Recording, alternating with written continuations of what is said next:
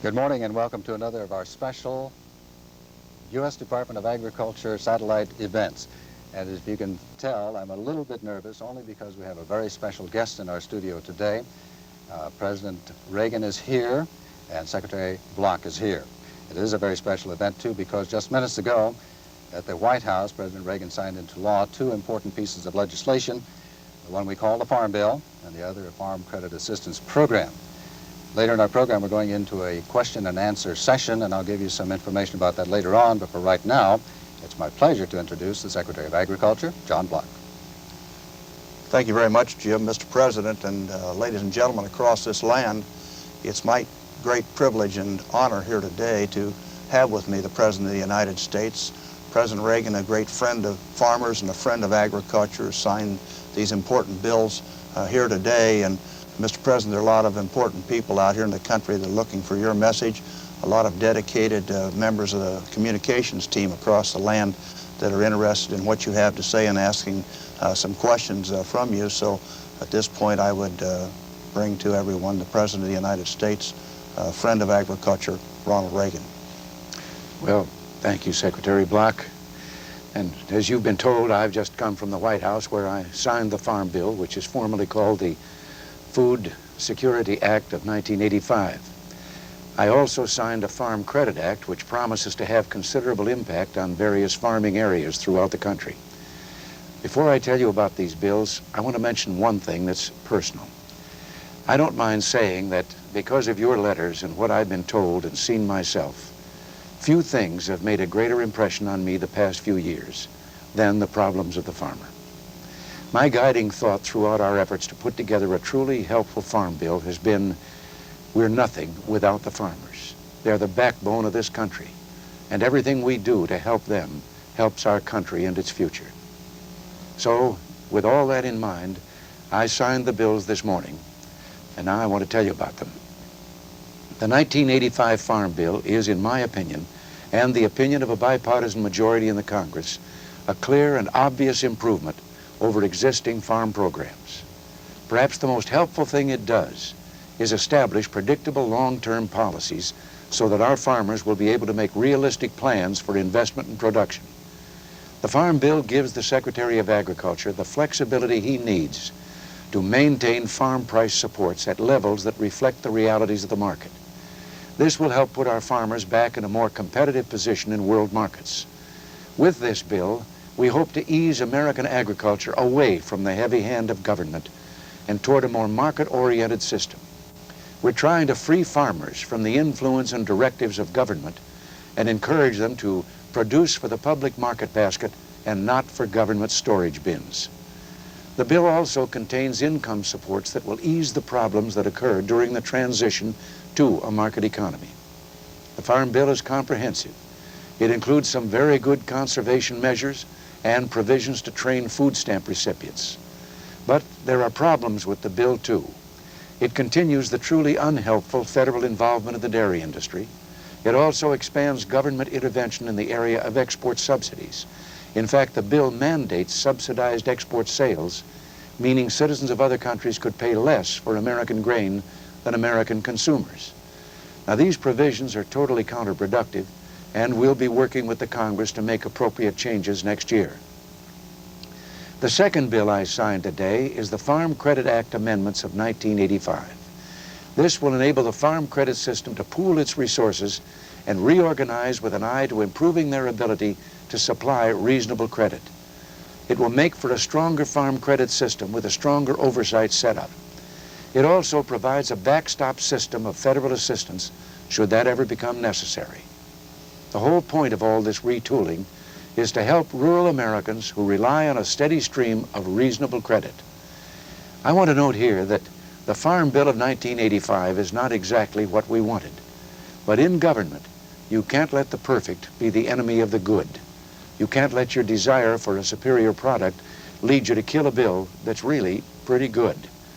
We worked closely with Congress on both these bills.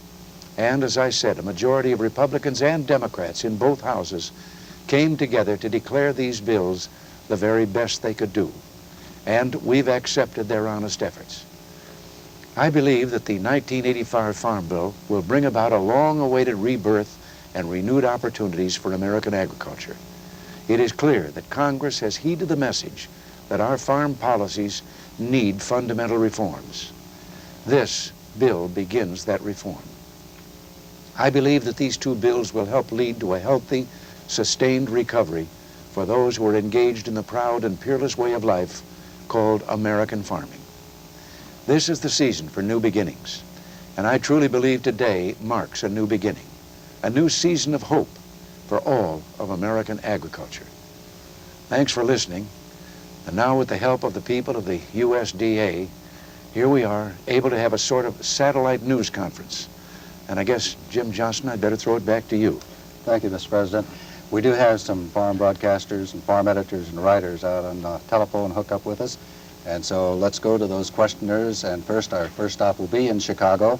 Orion Samuelson with WGN. Orion? Very much, Jim, and Mr. President, thank you for this opportunity. My question deals with cost, Mr. President, because your administration has been concerned about cutting the budget and budget deficits. How do you reconcile that concern with spending $52 billion, $2 billion over your limit on a government farm price support program? Well, because this is what is necessary if we're to do the job. And I would have to tell you that we have in this administration, in these last few years, while we have been trying to reduce government spending elsewhere, we have spent more with regard to the farm problems than has ever been spent by any American government heretofore. This particular bill, the $52 billion, is over a 3-year period, and it's true we had set the figure at, as we said, $50 billion. But we believe that we can live with an increase of this particular amount. But also, it is necessary, if we are to solve the farm problem in the right way, and that is, as I said in my remarks, to get farming more market-oriented and less of a heavy hand of government.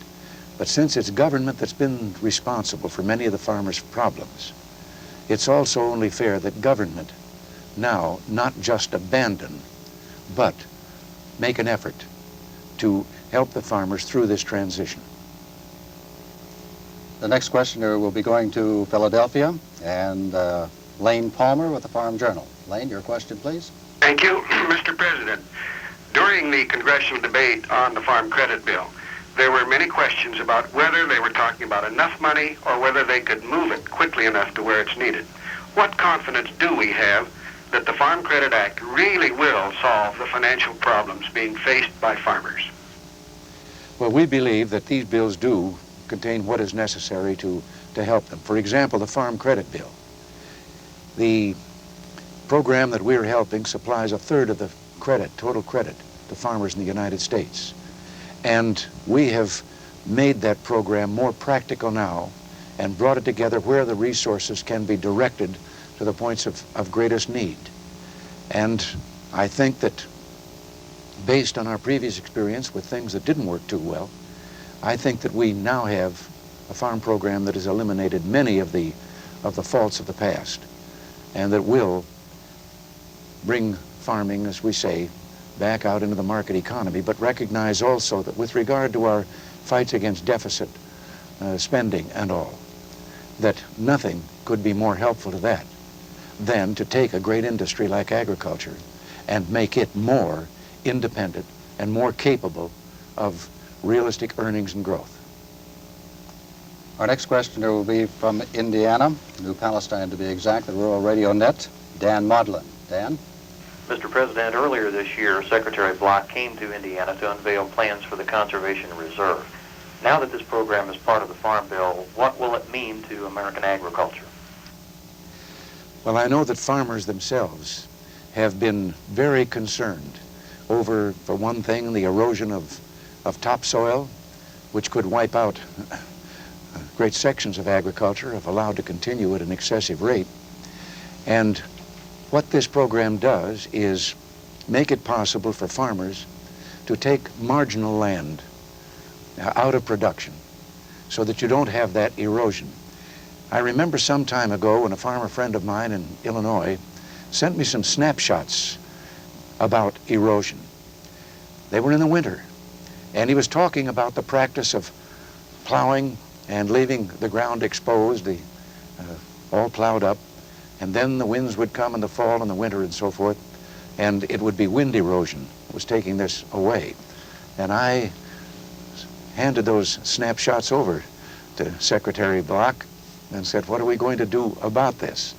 The snapshots were taken after snowfall, and they were taken in two areas. In an area where there was not plowing of the land to lie there all through the winter, and where it had been done. And what the snapshots revealed was that in one set of photographs, the snow was dark gray. In the others, the snow was white. And it was a pretty good example of what wind erosion was doing in those particular areas. So I think that the farmers themselves are going to be the first to benefit from this setting aside of marginal land and knowing that we are saving some of their precious topsoil and hanging on for any future need. The next question we have will be from Illinois. Bill Kilby, Courier-Journal from Jacksonville, Illinois. Bill, your question, please. Mr. President, the big question bouncing around my area at the present time is, will this farm legislation benefit the small family farmer, or will it simply further subsidize the large-scale farming operations? We believe it will help the family farmer. I could turn to Jack to see if he's nodding yes here on that. It will, and it is aimed at doing precisely that. Bill, I hope you'll forgive me if a little nostalgia and a little reminiscence here. When I saw Jacksonville, Illinois, as you were home there in the Courier-Journal, my last college football game was played against Illinois College in Jacksonville on a very cold winter day with a frozen field. It isn't a happy memory, particularly because we lost. The next question we have will be from Wichita, Kansas, Larry Steckline with the Mid-America AgNet and KSN TV. So Larry, your question, please. Thank you, Jim, and thank you, Mr. President, for this opportunity. Mr. President, is the Farm Credit Act that you signed this morning just an institutional bailout for the farm credit banks, or will this bill really help farmers? Well, this bill will help farmers in the sense that here is a combined source for about 1/3 of all of the farm credit in America.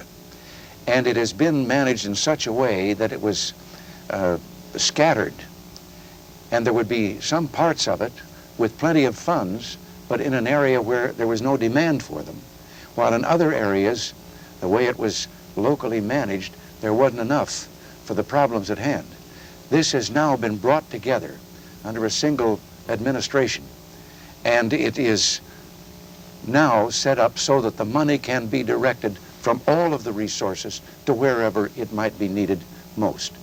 And we think that this, as I say, since it provides 1/3 of the credit that farming needs, it is going to now be able to be much more practical and much more effective. I'd like to point out that the fact is that we've gone through 5 questioners and time is about out. President Reagan does need to leave very soon. Before we do break away, though, I would turn to Secretary Block and see if you have any comments to make at this time of President Reagan right here.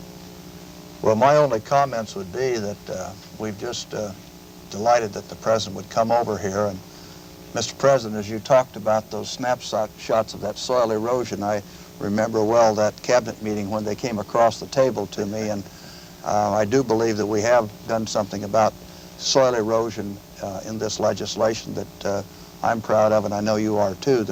Not only the conservation reserve, which will take this erosive land out of production and set it aside for future generations, but also in this conservation package there's included a provision that effectively says that we believe in conservation so much in this country that if we provide farm program benefits to farmers in future years out there, those farmers are going to be obligated to protect the land. They're not going to be allowed to abuse the land as long as the government is providing that kind of helping hand.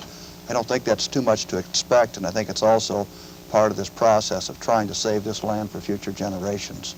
It's a pleasure to have you with us, Mr. President. Well, pleased to be here, and I'm glad to have you help me out in that answer. You did it just right. As I said, President Reagan does need to leave. We're going to break away for just a couple of minutes. Please stay with us, those of you on the telephone and also on the two satellites. We will be back. We have two other guests we'll be introducing for the completion of our question and answer session. And I'd like to add my thanks, Mr. President, for being here today. It's been an occasion. Thank you again. Thank you. We'll be right back.